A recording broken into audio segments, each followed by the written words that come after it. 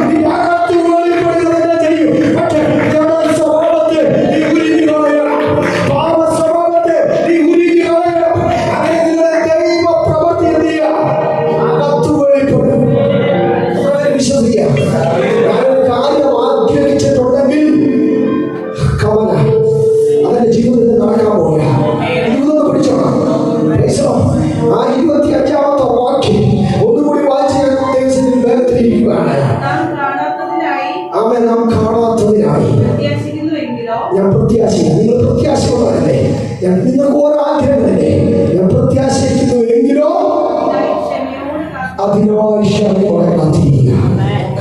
ഇന്ന് പകൽക്കാലം അതിന്റെ ജീവിതത്തിൽ വെളിപ്പെടണം. എത്ര പേര് ആഗ്രഹിക്കുന്നത്? നിങ്ങളുടെ കാലമെടുത്ത് നിങ്ങളുടെ നെഞ്ചത്തോട് വെച്ചിട്ട് പറയാമോ അതിന്റെ ജീവിതത്തിൽ നടക്കാൻ പോയാ അടുത്ത ആഴ്ച കടന്നു വരുമ്പോൾ ഒരു പുതിയ സാക്ഷ്യമായിട്ടാണ് നിൽക്കുന്നത്. എനിക്ക് നാളെ ഒരു ആവശ്യമുണ്ട്, അല്ലെങ്കിൽ മറ്റന്നാൾ ഒരു ആവശ്യമുണ്ട്, അല്ലെങ്കിൽ ഈ മാസം തീരുന്നതിന് മുമ്പ് എനിക്കൊരു ആവശ്യമുണ്ട്. അത് നിറവേറ്റി തരേണ്ടത് കർത്താവാണ്. ഇന്ന് പകൽക്കാലം ആത്മനിറവോടുകൂടി നിങ്ങൾ ആഗ്രഹിച്ചു പ്രാർത്ഥിക്കുമെന്നറിയാൻ ഈ ദൂത് നിങ്ങളുടെ ജീവിതത്തിനകത്ത് വെളിപ്പെടട്ടെ. ഈ വചനം നിങ്ങൾ കൂടെ കൂടെ വായിക്കുക. ദൈവം നമ്മെ അനുഗ്രഹിക്കട്ടെ എന്ന് പറഞ്ഞുകൊണ്ട് ദൈവം സ്തുതിക്കുന്നു. ദൈവത്തെ സ്തുതിക്കുക. പുസ്തകം 6-ാം അധ്യായം 5-ാമത്തെ വേദഭാഗം. 2 രാജാക്കന്മാരുടെ പുസ്തകം 6-ാം അധ്യായം 5-ാമത്തെ വേദഭാഗം. എന്നാൽ ഒരുത്തൻ മരം മുറിക്കുമ്പോൾ കോടാലി ഊരി വെള്ളത്തിൽ വീണു. അയ്യോ കഷ്ടം, യജമാനനെ അത് വായ്പ വാങ്ങിയതായിരുന്നു എന്ന് അവൻ നിലവിളിച്ചു. മതി പ്രാർത്ഥിക്കാം. പരിശുദ്ധ പിതാവേ, നല്ല വചനത്തിനായി സ്തോത്രം. ദൈവത്തിന്റെ ആത്മാവേ, വചനത്തിൽ കൂടെ ഞങ്ങളുടെ ഹൃദയമായി ഇടപെടണമേ, വ്യക്തമായി ഇടപെടണമേ. വ്യക്തിപരമായി പരിശുദ്ധാത്മാവ് ഇടപെടുവാൻ പ്രാർത്ഥിക്കുന്നു. അവിടുന്ന് പ്രാർത്ഥനകളുടെ സ്തോത്രം യേശു ക്രിസ്തുവിന്റെ നാമത്തിൽ തന്നെ ആമേൻ. ആ വാക്യം മുന്നോട്ട് വായിച്ചാട്ടെ. എന്നാൽ ഒരുത്തൻ മരം മുറിക്കുമ്പോൾ കോടാലി ഊരി വെള്ളത്തിൽ വീണു. അയ്യോ കഷ്ടം, യജമാനനെ അത് വായ്പ വാങ്ങിയതായിരുന്നു എന്ന് അവൻ നിലവിളിച്ചു. 5-ാമത്തെ വാക്യത്തിനകത്ത് 2 വാക്കുകൾ കിടപ്പുണ്ട്. ആ വാക്കുകളെ ഞാൻ പ്രാർത്ഥനയോടെ പുറത്തേക്കെടുത്ത് അതിൽ നിന്ന് ചില ആത്മീയ ചിന്തകൾ നിങ്ങളുമായി പങ്കുവെക്കുവാൻ കർത്താവിൽ ആഗ്രഹിക്കുകയാണ്. 1 അയ്യോ എന്നൊരു വാക്ക്, 2 കഷ്ടം എന്ന വാക്ക്. ഈ 2 വാക്ക് ഈ 5-ാം വാക്യത്തിനകത്ത് കിടപ്പുണ്ട്. അയ്യോ എന്ന വാക്ക്, കഷ്ടം എന്ന വാക്ക്. ഈ 2 വാക്യത്തിനകത്ത് ചില ആത്മീയ ദൂതുകൾ കിടപ്പുണ്ട്. നിങ്ങൾ പ്രാർത്ഥനയോടെ ഇരുന്നാൽ പരിശുദ്ധാത്മാവ് നിങ്ങളോട് ഈ വചനത്തിൽ കൂടെ സംസാരിക്കും. അയ്യോ എന്ന് വെക്കുന്നത് എപ്പോഴാണ്? ജീവിതത്തിൽ ചില ദുരന്തങ്ങൾ വരുമ്പോൾ, ജീവിതത്തിൽ ചില തകർച്ചകൾ വരുമ്പോൾ, ജീവിതത്തിൽ ചില വേദനയിൽ കൂടെ, കഠിന വേദനയിൽ കൂടെ, സഹിക്കുവാൻ കഴിയാത്ത വേദനയിൽ കൂടെ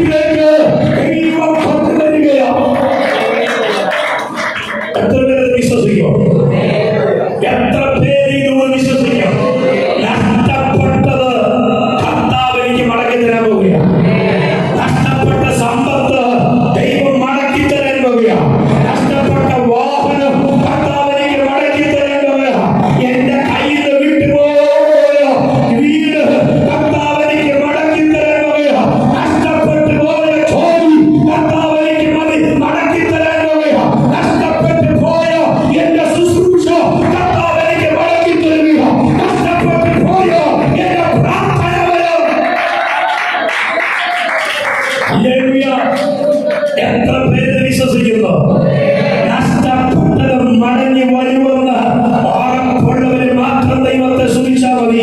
ഇത് ആരോടൊക്കെയുള്ള പ്രവചന ദൂതാണ്, ഏതൊക്കെ കുടുംബത്തോടുള്ള ദൂതാണ്. പുറപ്പാട് പുസ്തകത്തിൽ വചനമുണ്ട്. തീ വീണ കാട് കത്തിയിട്ട് വയലോ കട്ടക്കൂട്ടമോ നിലവോ വെന്ത് പോയാൽ തീയിട്ടവൻ പകരം കൊടുക്കണം. ഇന്നവർ പകരം തരുന്നൊരു ദൈവം, പകരം തരുന്നൊരു ദൈവം, പകരം തരുന്നൊരു ദൈവം, പകരം തരുന്നൊരു ദൈവം ഇതിന്റെ നടുവിൽ വന്നിട്ടുണ്ട്. വിശ്വസിക്കാമെങ്കിൽ വിശ്വസിച്ചോ. ഹല്ലേലൂയ. 6-ാം അധ്യായത്തിൽ പ്രവാചക ശിഷ്യന്മാർ എലീശയുടെ അടുക്കൽ വന്നൊരു ആവശ്യം പറയുകയാണ്. എന്താണ് ആവശ്യം പറയുന്നത്? പ്രവാചകൻ, ഞങ്ങൾ പാർക്കുന്ന ഈ സ്ഥലം വളരെ ഇടുക്കമുള്ളതാണ്, വളരെ ഞെരുക്കമുള്ളതാണ്, വളരെ പ്രതിസന്ധിയിൽ കൂടിയാണ് ഞങ്ങൾ കടന്നു പോകുന്നത്. ഞങ്ങൾക്കൊരു വിശാലത വേണം. സ്വന്തം പറഞ്ഞാട്ടെ, ഇന്ന് പകൽ എത്ര പേർ ആഗ്രഹിക്കുന്നു എനിക്കൊരു വിശാലത വേണം, എന്റെ കുടുംബത്തിനൊരു വിശാലത വേണം, ദൈവസഭയ്ക്കൊരു വിശാലത വേണമെന്ന് ഉറപ്പുള്ളവര് ഈ പകൽ കരമടിച്ച് എന്റെ ദൈവത്തെ സ്തുതിക്കട്ടെ. ദൈവസഭയ്ക്കൊരു വിശാലത വേണം. അതാഗ്രഹിക്കുന്ന എത്ര പേരുണ്ട്? കരമുയർത്തി സ്വന്തം പറഞ്ഞാട്ടെ. ദൈവസഭയ്ക്കൊരു വിശാലത വേണം, ഒരു അനുഗ്രഹം ഉണ്ടാവണം, ഒരു ഉയർച്ച ഉണ്ടാവണം. നമ്മുടെ ഇടുക്കം മാറണം, നമ്മുടെ ഞെരുക്കം മാറണം, ഇന്നത്തെ കടഭാരം മാറണം, ഇന്നത്തെ ശോഷിച്ച അവസ്ഥ മാറണം, ഇന്നത്തെ താഴ്ചകൾ മാറണം, ഇന്നത്തെ പ്രതിസന്ധി മാറി. ഓരോ വർഷം ദൈവസഭയോട് പറയുക, ഏതൊക്കെയോ ഭവനങ്ങളിൽ ഈ കാലഘട്ടങ്ങളിൽ ഈ വർഷത്തിന്റെ ദൈവം ചിലരെ വിശാലതയിലേക്ക് കൊണ്ടുവരികയാണ്. അത് വിശ്വസിക്കുന്നവർ കരമടിച്ച് ദൈവത്തെ സ്തുതിക്കുന്നവർ ദൈവം ചിലരെ വിശാലതയിലേക്ക് കൊണ്ടുവരികയാണ്.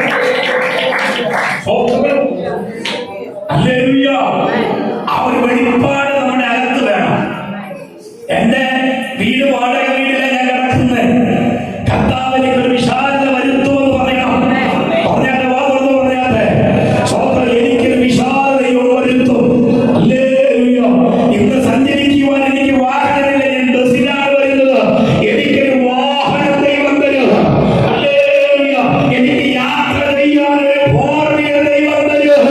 എന്റെ തലമുറകളെ ദൈവം വാങ്ങിച്ച് എനിക്കൊരു വിശാലത വരുമെന്ന് ഈ പകൽ വിശ്വാസ പ്രഖ്യാപന ചെയ്യോ. എത്ര പേർ തയ്യാറാണ്?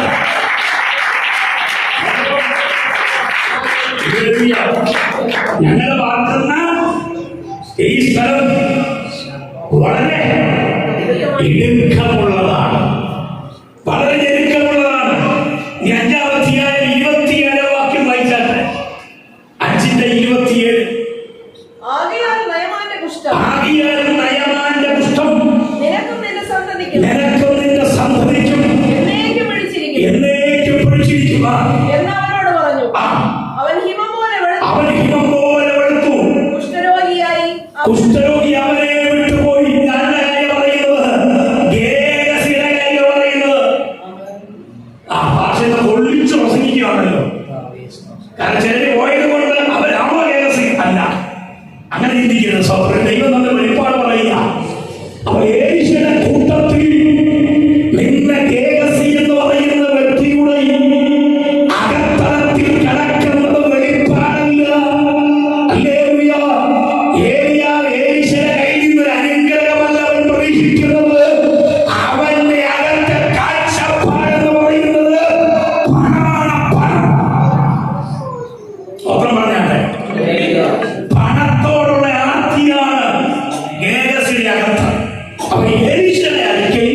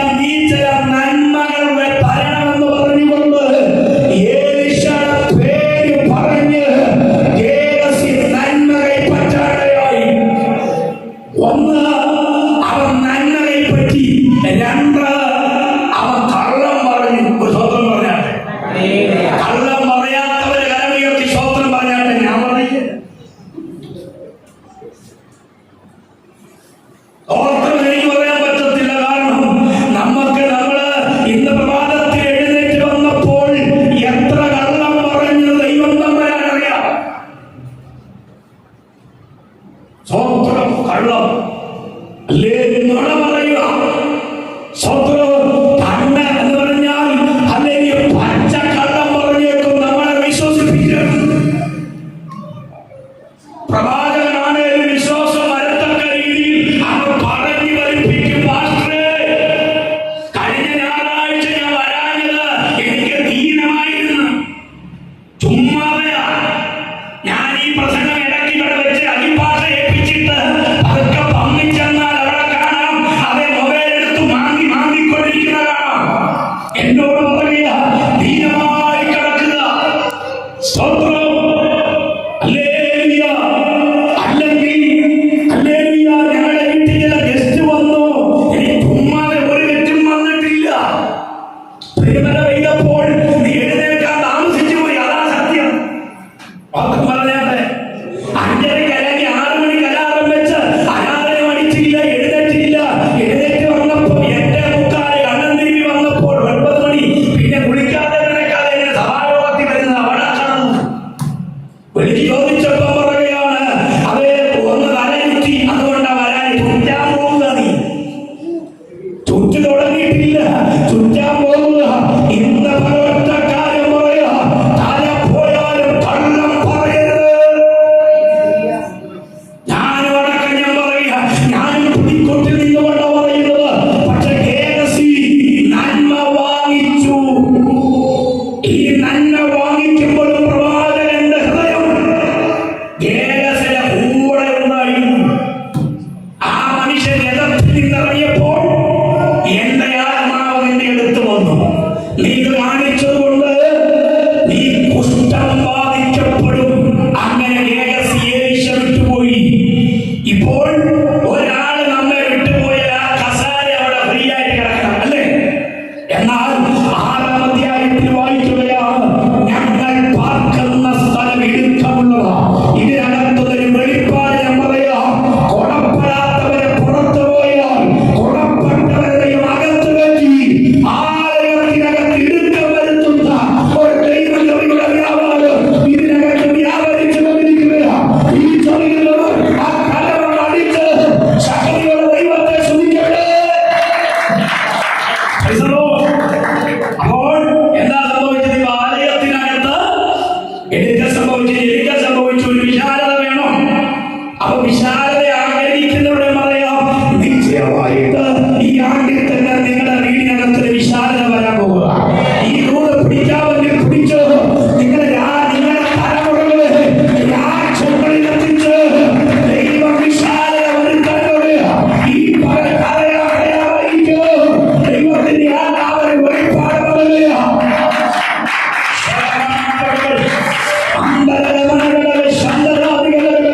ചില കുടുംബത്തിനകത്ത് വിശാലത വരികയാ. നിന്റെ തലമുറകൾക്ക് നിന്റെ വീട് വിശാലതയിലേക്ക് വരികയാ. നിന്റെ പ്രിയപ്പെട്ടവർക്ക് വിശാലതയിലേക്ക് വരികയാ. ഹല്ലേലൂയ.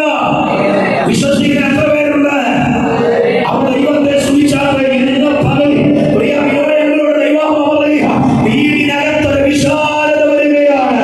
ഒരു മാരുതിയുടെ കമ്പനിയുടെ ഒരു വാഹനം, ഒരു 4-വീലർ നിന്റെ വീടിന്റെ കാർപോർട്ടിനകത്ത് കിടക്കുന്നത് പരിശുദ്ധാത്മാവിനെ കാണിക്കുകയാ. ചില വാഗ്ദത്തങ്ങൾ കൂടാരത്തിനകത്ത് വെളിപ്പെടുകയാ. 2 പെരുന്നാളിന്റെ തലമുറയ്ക്ക് ഒരു വിദേശ വഴികൾ കർത്താവ് ക്രമീകരിക്കുകയാ. ഇപ്പോൾ വിശ്വസിക്കാതെ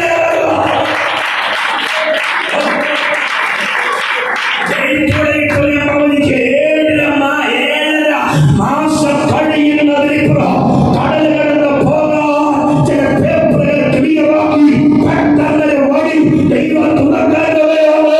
ചില വിശാലത ദൈവസഭയ്ക്കകത്ത് കുടുംബങ്ങളിലൂടെ വിശ്വസിക്കുന്നവർ ആ കരമ അടിച്ച് എന്റെ ദൈവത്തെ സ്തുതിക്കട്ടെ. ഹല്ലേലൂയ. ഹല്ലേലൂയ. ഈ സഭയിൽ വന്ന് അനുഗ്രഹം പ്രാപിക്കാത്ത ആരെങ്കിലും ഉണ്ടെങ്കിൽ കൈ ഉയർത്താം. ഈ സഭയിൽ വന്നിട്ട് അനുഗ്രഹം പ്രാപിക്കാത്ത ആരെങ്കിലും ഉണ്ടോ? ഇല്ല, എല്ലാവരും അനുഗ്രഹം പ്രാപിച്ചിട്ടുണ്ട്. എന്നാൽ ഇന്ന് പറയാം, ചില വിശാലത വരാൻ പോവാ. ചില കുടുംബങ്ങളിൽ ചില വിശാലത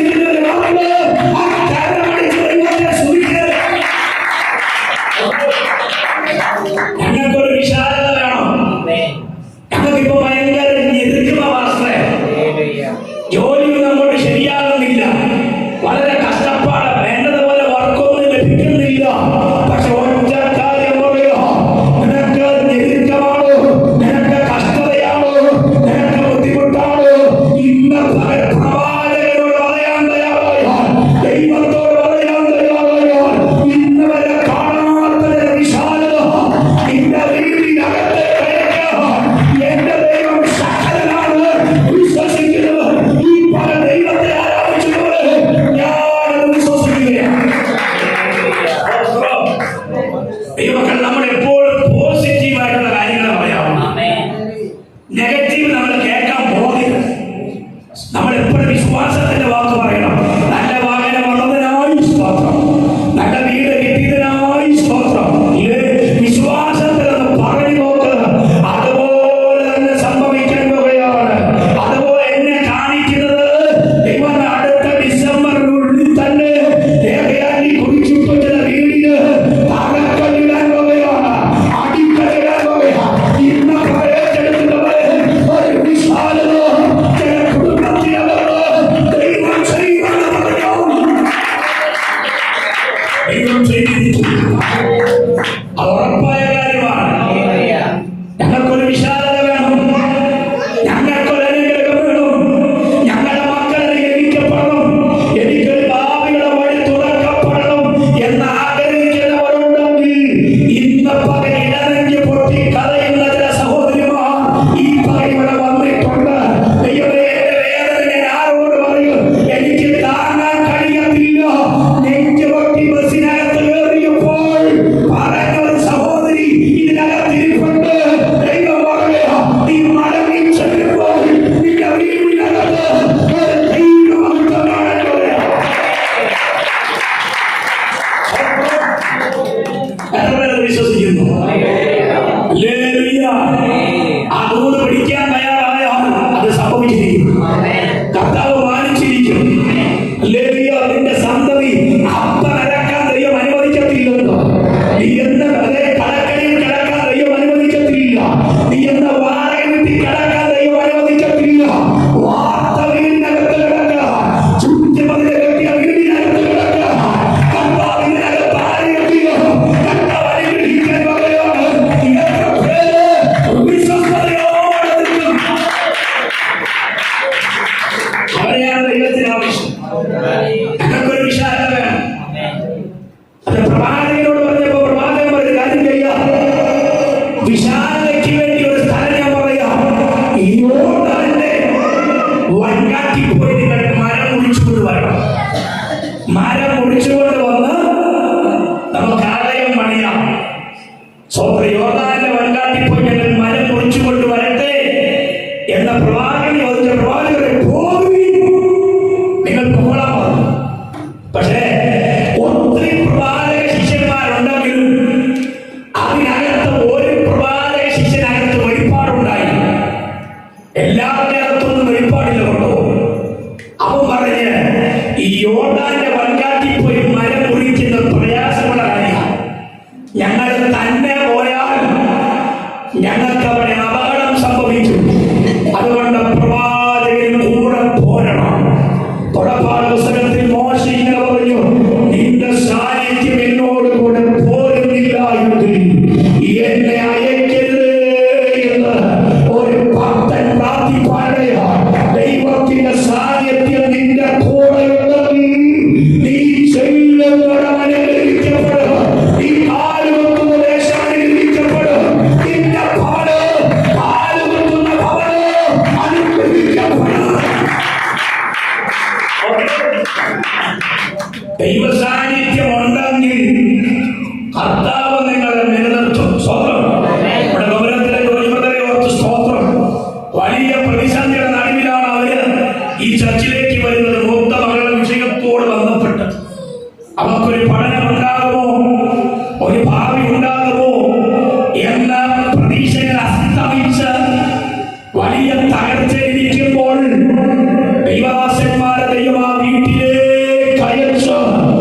ഇന്ന് പഠനം നടക്കത്തില്ല എന്ന് പറഞ്ഞവൾ അങ്ങനെ പാതി നിർത്തിയ പഠനം പുനരാരംഭിച്ചെങ്കിൽ ഇന്ന് അവർ പറയാം, തലമുറകൾക്ക് നിങ്ങൾക്കൊരു വിശാലത വരുമെന്ന് ഞാൻ ആത്മാവിൽ പ്രവചിച്ചു. അത് പിടിക്കാൻ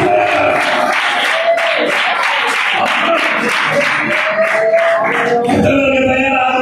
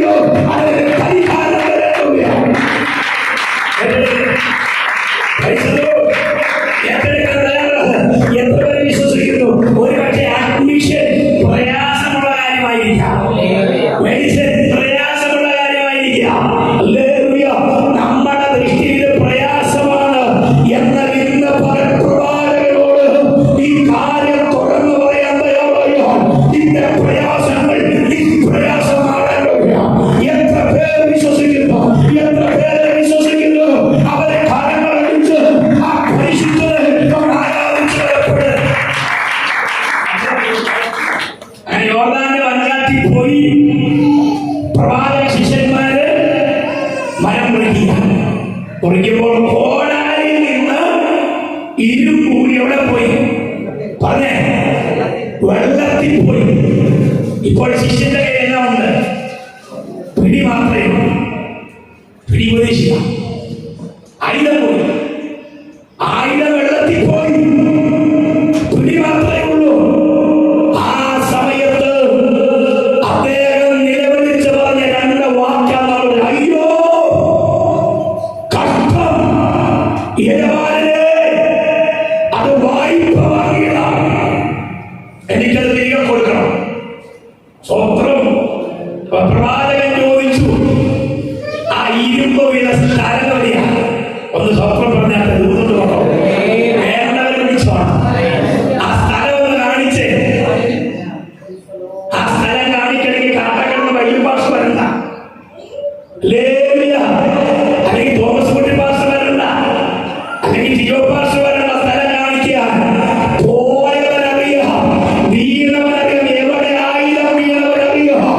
ആവം പറഞ്ഞാൽ മതി, ദൈവമേ ഇവിടെ വെച്ചാണ് ആയുധം പോയത്. ഇന്ന ഫലം തുറന്നു പറയാൻ തയ്യാറായ ദൈവം നമുക്ക് തുറന്നു പറയാൻ പറ്റിയില്ല, അല്ലേ? നമ്മുടെ തല പോകേണ്ടി വന്നപ്പോൾ നമ്മൾ തുറന്നു പറയുക. പക്ഷേ തുറന്ന് പറയാത്തവരെ കൊണ്ട് തുറന്ന് പറയിപ്പിക്കുന്ന ദിവസം ദൈവം വരുത്തും.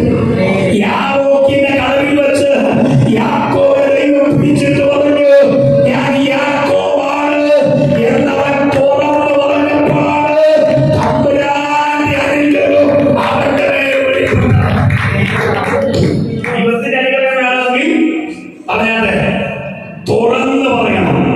നമ്മുടെ മനുഷ്യരെ നമ്മുടെ നോട്ടത്തിൽ, നമ്മുടെ സംസാരങ്ങളിൽ, നമ്മുടെ കൊടുക്കുവാക്കുകളിൽ ഒക്കെ നമുക്ക് ഒരുപാട് കുറവുകൾ വരും. കുറവില്ലാത്ത ആരും ഇവിടെ ഇല്ല. നിങ്ങൾ ഒരു ദിവസം കൊരിന്ത്യയിലേക്ക് പ്രസംഗിക്കണം. കൊരിന്ത്യ സഭയെ പറ്റി അവിടെ നോക്കിയാൽ അവിടെ മദ്യപാന്മാരോട് അല്ലേ അപ്പന്റെ ഭാര്യമാരെ വെച്ചുകൊണ്ടിരിക്കുന്നവൻ ദൈവസഭയ്ക്കകത്തുണ്ടായിരുന്നു. കൊരിന്ത്യ സഭയ്ക്കകത്ത് അല്ലേ അത്ര നീചന്മാരുണ്ടായിരുന്നു കൊരിന്ത്യ സഭയ്ക്കകത്ത്. പക്ഷേ ആ സഭയുടെ പ്രശ്നങ്ങളെല്ലാം പരിഹരിച്ച് അത് ദൈവത്തിന്റെ പരിശുദ്ധാത്മാവ് അതിനകത്ത് ഇടപെട്ട് ക്രമീകരിച്ച് ആ സഭ മുന്നോട്ട് പോയി. അങ്ങനെയാണ് സഭയ്ക്കകത്ത് പ്രശ്നങ്ങൾ ഉണ്ടാകും, പ്രതികൂലങ്ങൾ ഉണ്ടാകും. അത് പരിഹരിക്കുന്നവരെ ദൈവത്തിന് ആവശ്യം. കരങ്ങൾ ഉയർത്തി ദൈവത്തെ സ്തുതിക്കാം. നമ്മുടെ സംസാരത്തിന് ബുദ്ധിമുട്ടുണ്ടാവും, ഒരാൾക്ക് ഇടർച്ചയുണ്ടാവും. പക്ഷെ നമ്മൾ അദ്ദേഹത്തോട് ക്ഷമ പറയണം. അപ്പൊ എന്റെ വാക്ക് നിങ്ങൾക്ക് ബുദ്ധിമുട്ടുണ്ടായാൽ ഞാനത് ക്ഷമ പറയണം. നിങ്ങളുടെ വാക്ക് എനിക്ക് ബുദ്ധിമുട്ടുണ്ടായാൽ, ദൈവദാസന്റെ മനസ്സ് വേദനിച്ചാൽ അത് നിങ്ങൾ ക്രമീകരണം പ്രാപിക്കണം. അങ്ങനെ ക്രമീകരണം പ്രാപിച്ചു വരുമ്പോഴാണ് ഐശ്വര്യം, സമ്പത്ത് നിന്റെ വീടിനകത്ത് വെളിപ്പെടുന്നത്, നിന്റെ കൂടാരത്തിനകത്ത് വെളിപ്പെടുന്നത്, നിന്റെ തലമുറയിൽ വെളിപ്പെടുന്നത്. നിനക്കുണ്ടായ മനസ്സാണ് തുറന്നു പറയണ്ടേ? തുറന്നു പറയാൻ ചിലരൊന്നും പറയല്ല, മനസ്സിൽ ചില ഓപ്പണായിട്ട് ഭാഷ, എനിക്ക് ഭാഷ ഇങ്ങനെ ഭാഷ സംസാരം എനിക്ക് ബുദ്ധിമുട്ടുണ്ട്. എനിക്ക് അവരെ വലിയ ഇഷ്ടമാണ്. കാരണം അവർ കാര്യമായിരുന്നു. ചിലരൊന്നും പറയത്തില്ല, എല്ലാം മനസ്സിൽ വച്ച് ഇങ്ങനെ ഇങ്ങനെ വിങ്ങി വിങ്ങി പൊട്ടി പൊട്ടി പൊട്ടി ഇവിടെ വന്ന് ചുറ്റി പൊട്ടി വരെ പോലെ ഇതിനകത്ത് മുഴുവനും തിങ്ങിടിക്കുക. സ്വന്തം ഹല്ലേലൂയ. ദൈവമക്കളെ, നമ്മുടെ ഹൃദയത്തിന്റെ ഭാരങ്ങൾ ഇറക്കി വെച്ച് കഴിയുമ്പോൾ, ഒന്ന് ക്രമീകരണം പ്രാപിച്ചു കഴിയുമ്പോൾ അവിടെയാണ് ദൈവമഹത്വം വെളിപ്പെടുന്നത്. നമ്മൾ എന്തിനാണ് ഞായറാഴ്ച സഭായോഗത്തിൽ വരുന്നത്? ഹല്ലേലൂയ. എല്ലാവരുടെ കുറ്റം കണ്ടുപിടിക്കാനാണോ? അല്ലെങ്കിൽ അവർ ഇന്ന സാധനം അത് വേണ്ടായിരുന്നു, ഇന്ന ഷർട്ട് അത് വേണ്ടായിരുന്നു, അത് പുള്ളി ഇട്ടോണ്ട് പറഞ്ഞു അത് വേണ്ടായിരുന്നു, അദ്ദേഹം ജീൻസ് ഇട്ടോണ്ടോ അത് വേണ്ടായിരുന്നു. ഇവ ജീൻസ് കാണാനല്ല. സ്തോത്രം. ദൈവമക്കളെ, വസ്ത്രം അവരവരെ ഇഷ്ടമുള്ള മാന്യമായ വസ്ത്രം ധരിക്കട്ടെ. ഈ വസ്ത്രം കാണാനല്ല ദൈവസഭയ്ക്കകത്ത് വരുന്നത്. വാരി ചുറ്റിവരായ ഒരു ദൈവമുണ്ട്. ആ ദൈവത്തെ ആരാധിക്കാനാണ് ദൈവസഭയ്ക്കകത്ത് വരുന്നത്. ആ ഒരു കാഴ്ചപ്പാട് നമ്മുടെ അകത്തുണ്ടാകും. ചിലർ വിചാരിക്കുന്ന വെള്ളം ഇട്ടാൽ മാത്രം വിശുദ്ധ വെള്ളയിട്ട വിശുദ്ധനാകത്തോട് കയറിയ ബോധം കണ്ട് മക്കളുണ്ട്. ഇതിനൊന്നും വലിയ പ്രാധാന്യമില്ല ദൈവമക്കളെ. പുറമെ വെള്ള ഇട്ടവനെ അകത്ത് കുശുമ്പും കുഞ്ഞാനും വെച്ച് ഇവിടെ വന്ന അന്യഭാഷ കസാരകാരടിക്കുമല്ലാതെ ഒരു പ്രയോജനമില്ല. ദൈവത്തിന് വേണ്ട. എന്നാൽ മാന്യമായ വസ്ത്രം ധരിക്കണം, യോഗ്യമായ വസ്ത്രം